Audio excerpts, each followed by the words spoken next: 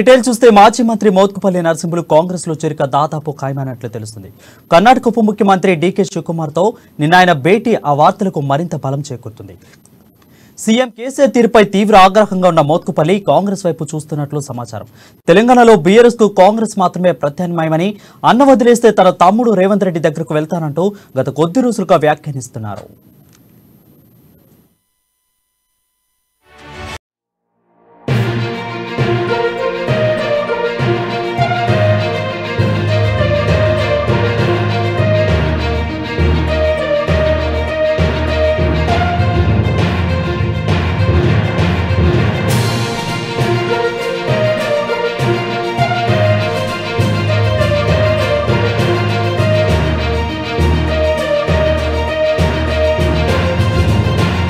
మోత్కుపల్లి నరసింహులు కాంగ్రెస్ లో చేరిక దాదాపు ఖాయమైనట్లు తెలుస్తుంది.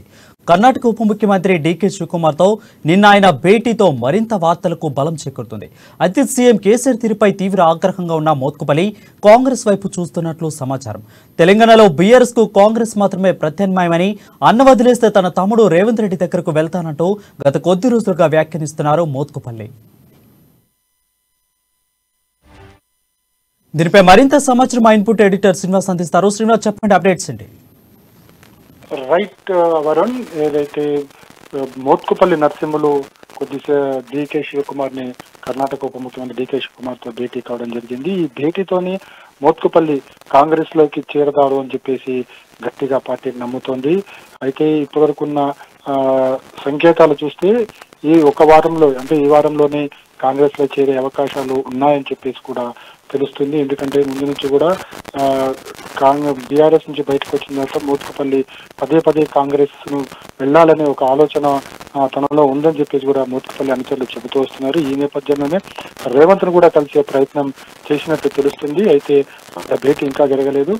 త్వరలో అంటే 1-2 రోజుల్లో రేవంత్ రెడ్డితో కూడా భేటీ అవుతారని చెప్పేసి కూడా మోత్కుపల్లి అనుచరులు చెప్తున్నారు. మొత్తానికి చూసుకుంటే గనక మోత్కుపల్లి గనక కాంగ్రెస్ లో చేరితే నల్గొండ కాంగ్రెస్ పార్టీ మరింత బలపడుతుందని చెప్పేసి కూడా నల్గొండ కాంగ్రెస్ నేతలు చెబుతున్నారు. ఎందుకంటే ఇప్పటికే నల్గొండలో దాదాపుగా కాంగ్రెస్ పార్టీ విజయ అవకాశాలు 90% కాంగ్రెస్ పార్టీకి అనుకూలంగా ఉన్నాయని చెప్పేసి కూడా జిల్లా కాంగ్రెస్ నేతలు భావిస్తున్నారు.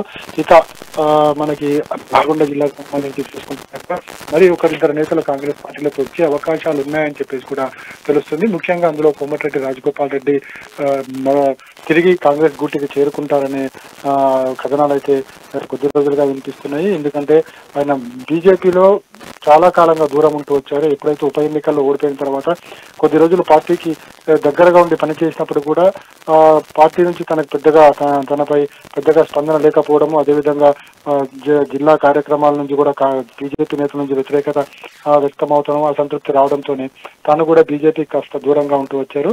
దీంతో రాజగోపాల్ రెడ్డి కూడా కాంగ్రెస్ లో చేరతారని చెప్పేసి కూడా తెలుస్తుంది. అయితే ఇంకా ప్రస్తుతం అయితే మోత్కుపల్లికి సంబంధించి చూసుకుంటే గనక ఈ వారంలో పార్టీలో చేరతారని చెప్పేసి కూడా తెలుస్తుంది. ఆయన కర్ణాటక ఉప ముఖ్యమంత్రి డీకే శివకుమార్ తో భేటీ అయినప్పుడు ఇక్కడ ఉన్న రాష్ట్ర పరిస్థితులను ప్రధానంగా వివరించడం జరిగింది. ఏదైతే బీఆర్ఎస్ పార్టీకి సంబంధించి ఏ విధంగా ప్రజలను మోసం చేస్తూ వచ్చిందో, ముఖ్యంగా దళిత బంధు పేరిట ఏ విధంగా మోసం చేస్తూ వచ్చిందన్న అంశాలన్నింటినీ కూడా డీకే శివకుమార్ కు చెప్పినట్టు తెలుస్తుంది. అదేవిధంగా తాను కాంగ్రెస్ పార్టీలోకి వచ్చేందుకు కూడా ఉత్సాహంగా ఉన్నట్లు కూడా డీకే శివకుమార్ ముందు తన అభిప్రాయాన్ని, ఆలోచనలు కూడా చెప్పడం జరిగిందని చెప్పేసి తెలుస్తుంది. దీంతో ఇప్పుడు కేసీఆర్ ఏదైతే ఉందో కేసీఆర్ ని నమ్ముకుని అతను మోత్కుపల్లి బీఆర్ఎస్ లో చేరడం జరిగింది. ఎప్పుడైతే టీడీపీని వీడిన తర్వాత బీఆర్ఎస్ వల్లనే దళితులకు అభ్యున్నతి జరుగుతుందని చెప్పేసి కూడా భావించడం జరిగింది.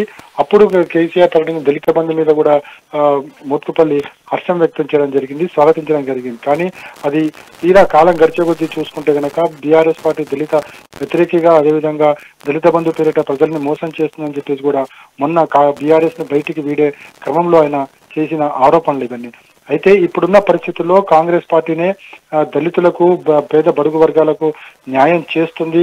ఇప్పుడున్న కాంగ్రెస్ పాలిత ప్రాంతాల్లో చూసుకుంటే గనక అక్కడ దళితులు, పేద బడుగు వర్గాలకు మంచి అవకాశాలు లభిస్తున్నాయని చెప్పేసి కూడా మోత్కుపల్లి పదే తన అనుచరుల వద్ద చెప్పడం జరిగింది. అయితే తాను కాంగ్రెస్ లోకి వెళ్లే ఆలోచనను తన అనుచరులకు చెప్పడం జరిగింది. అదేవిధంగా కాంగ్రెస్ ముఖ్య శ్రేణులకు కూడా చెప్పారని చెప్పేసి కూడా తెలుస్తుంది.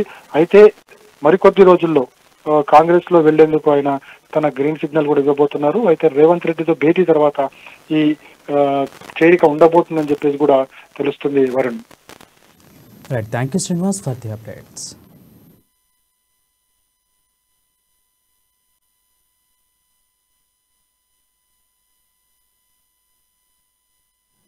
న్యూస్ చూసిన మాజీ మంత్రి మోత్కుపల్లి నరసింహులు కాంగ్రెస్ లో చేరిక దాదాపు ఖాయమైనట్లు తెలుస్తుంది.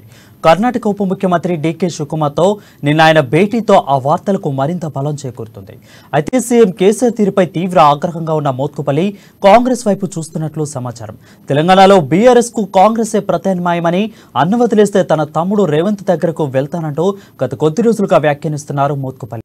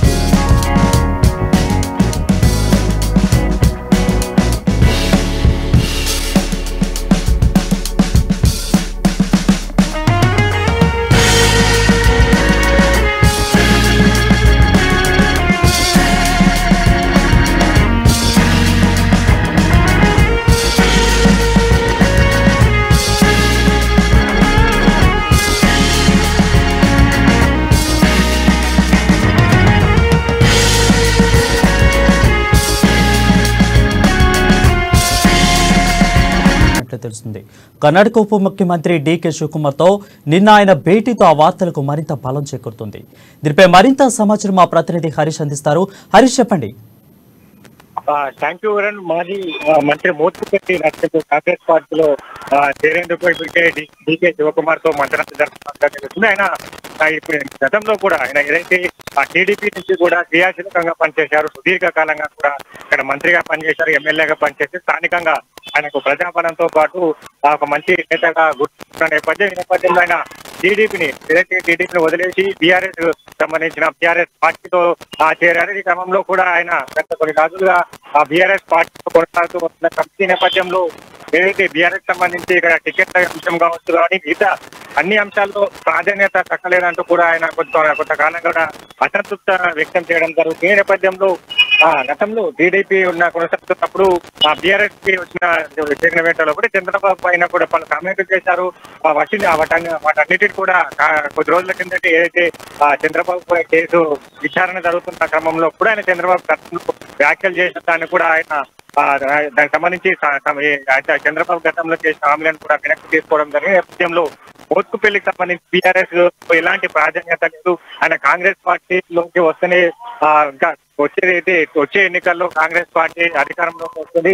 రాష్ట్రంలో బీఆర్ఎస్ కు దిశగా కాంగ్రెస్ పార్టీ ఉన్న నేపథ్యంలో ఆయన కాంగ్రెస్ నేతలు ఆహ్వానిస్తే ఖచ్చితంగా కాంగ్రెస్ పార్టీలో చేరుతానని కూడా ఇప్పటికే వాళ్ళు వ్యాఖ్యలు చేయడం జరిగింది. ఈ నేపథ్యంలో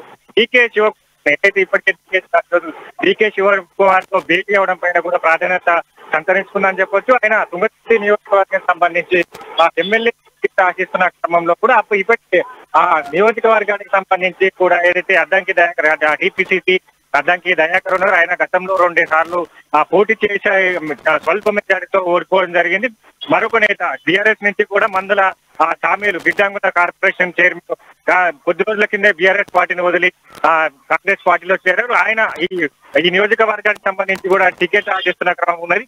అయితే ఈ చేరిక విషయం పక్కన పెడితే ఇది ఖచ్చితంగా నియోజకవర్గానికి సంబంధించి టికెట్ ఇస్తే నేను చేస్తానని ఏదైనా మెలిక పెడితే మాత్రం తుంగతుర్తి నియోజకవర్గానికి సంబంధించి 3 పోటీలో ఉండేలాగా ఉన్నది. నేపథ్యంలో ఆయన ఆలేరులో కూడా కొంతకాలంగా పనిచేశారు. నేపథ్యంలో ఆలేరు టికెట్ ఆశిస్తారా, తుంగతుర్తి నియోజకవర్గానికి సంబంధించిన టికెట్ కోరనున్నారా? ఇప్పుడు మొత్తం డీకే శివకుమార్ తో చర్చ నేపథ్యంలో కాంగ్రెస్ పార్టీ ఎప్పుడు వస్తారు, ఆ తేదీకి సంబంధించి కావచ్చు, మిగతా వచ్చే ఎన్నికల్లో ఏ టికెట్ ఆశించే నేపథ్యం ఉన్నది, ఆ నియోజకవర్గానికి సంబంధించిన అంశాలు కావచ్చు, పూర్తిగా ఏదైతే ఎన్నికలకు సంబంధించి కూడా తెలంగాణ ఇన్ఛార్జ్ గా వ్యవహరిస్తున్న డీకే శివకుమార్ చేరికల విషయం నుంచి కావచ్చు, మొత్తం అన్ని అంశాలను కూడా డీకే శివకుమార్ పరిగణిస్తున్న నేపథ్యంలో కూడా ఇంకా మోత్కుపల్లి ఆయన డీకే శివకుమార్ తో ఎలాంటి అంశాలు చర్చిస్తున్నారు, ఆ టికెట్ల అంశాల పైన కావచ్చు, ఏ నియోజకవర్గాన్ని టికెట్ ఆశిస్తున్నారు, కాంగ్రెస్ పార్టీలోకి ఎప్పుడు వస్తున్నారు పైన పూర్తిగా ఆ చర్చలు జరిగిన తర్వాత కూడా మోత్కుపల్లి మీడియాకు